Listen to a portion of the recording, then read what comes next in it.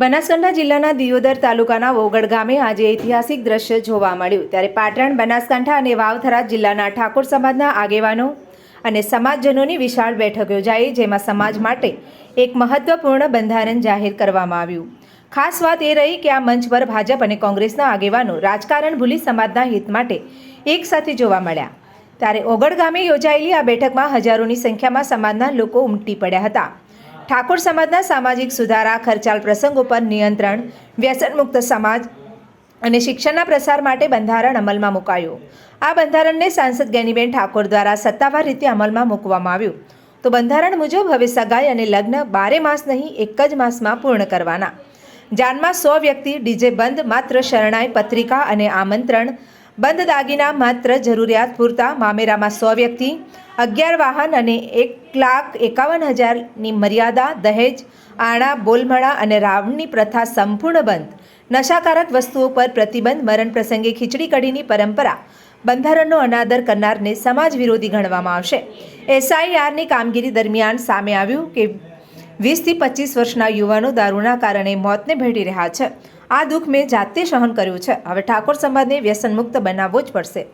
સમાજમાં બધી અટકાવી હોય તો શિક્ષણનો વ્યાપ વધારવો અનિવાર્ય છે। આ બેઠક દરમિયાન ઉત્તર ગુજરાતના ઠાકોર સમાજ માટે સદારામ ધામ બનાવવાની જાહેરાત પણ કરવામાં આવી। ગેનીબેન ઠાકોરે 1 વીઘા જમીન આપવાની જાહેરાત કરી, જ્યારે ભાજપ અને કોંગ્રેસના અન્ય આગેવાનોએ પણ જમીન આપવાની પ્રતિબદ્ધતા વ્યક્ત કરી। આ મંચ પર ભાજપ કે કોંગ્રેસ નથી, અહીં માત્ર સમાજ છે। બંધારણના અમલ માટે સૌપ્રથમ સ્ટેજ પર બેઠેલા આગેવાનોને શપથ લેવડાવવી જોઈએ। વ્યસન કરનારના ઘરે દીકરી ન આપવાની કડક અપીલ કરું છું, જેથી બીજાનું ઘર બગડે નહીં। ઠાકોર સમાજના બંધારણ દિવસ તરીકે 4 જાન્યુઆરી 2027ના રોજ વિશેષ ઉજવણી કરવાની જાહેરાત સાથે બેઠક પૂર્ણ થઈ। રાજકારણથી ઉપર ઉઠીને સમાજ સુધારાના સંદેશ સાથે ઓગડની આ બેઠક ઉત્તર ગુજરાતમાં ચર્ચાનો વિષય બની છે।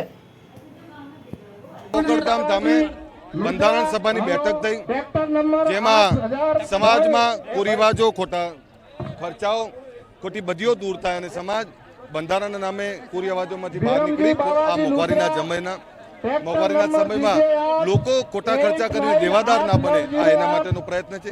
આનાથી સમાજમાં એકતા આવશે, સમાનતા આવશે। અહીંયા ઊંચ નીચ ભૂલી અને તમામ લોકોએ આ બંધારણનો અમલ કરવાનો રહેશે। એના માટે તમામ સમાજના શ્રેષ્ઠીઓ હાજર છે। હજારોની સંખ્યામાં લોકો સમર્થન કરવા આવ્યા છે। એટલે પ્રયત્ન એટલો જ છે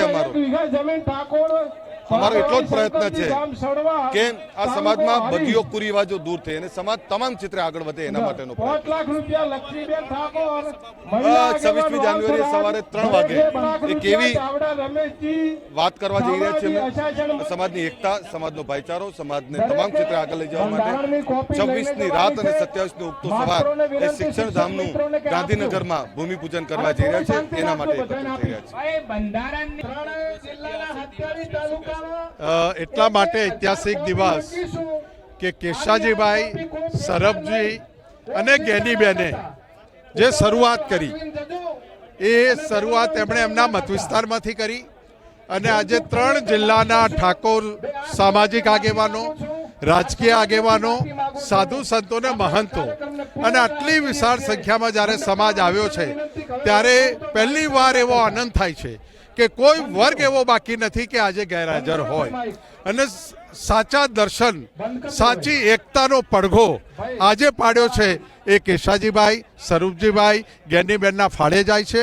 અને પરમ કૃપાળુ પરમાત્મા પાસે વિનંતી કરીએ છીએ કે આ 3 જિલ્લામાં બનેલું એક આંદોલન, 3 જિલ્લામાં ઠાકોર સમાજની એકતા, આર્થિક અને શિક્ષણના વિકાસ માટે જે કામ હાથમાં લીધું છે એનો પડઘો આખા ગુજરાતમાં પડે અને આખો ગુજરાતનો ઠાકોર વ્યસન મુક્ત થાય, કુરિવાજોમાંથી બહાર નીકળે, આર્થિક મજબૂત બને, શિક્ષિત બને। આ મુદ્દાઓને સમગ્ર ગુજરાત ઉપાડી લેશે એવી મને શ્રદ્ધા છે।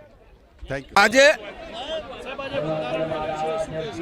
આજે જે બંધારણ બન્યું છે એ બનાસકાંઠા જિલ્લો, પાટણ જિલ્લો, વાવથરા જિલ્લાના ક્ષત્રિય ઠાકોર સમાજમાં જે વર્ષોથી ચાલી આવતી અંધશ્રદ્ધાઓ, કુરિવાજો અને લગ્નમાં જે મોટા ખર્ચાઓ થતા હતા, સમાજને એક કરવા માટે, સમાજના આર્થિક ખર્ચાઓમાંથી બચાવવા માટેનું જે આજે ઐતિહાસિક બંધારણ મહાસંમેલન યોજવામાં આવ્યું હતું, જેમાં રાજકીય પક્ષોના તમામ ઠાકોર સમાજના અગ્રણી આગેવાનો અને સંતો મહંતો ઉપસ્થિત રહી અને આપ જોઈ શકો છો કે લાખોની સંખ્યામાં ઠાકોર સમાજે આ બંધારણને એમના માથા પર ચડાવી સ્વીકાર્યું છે।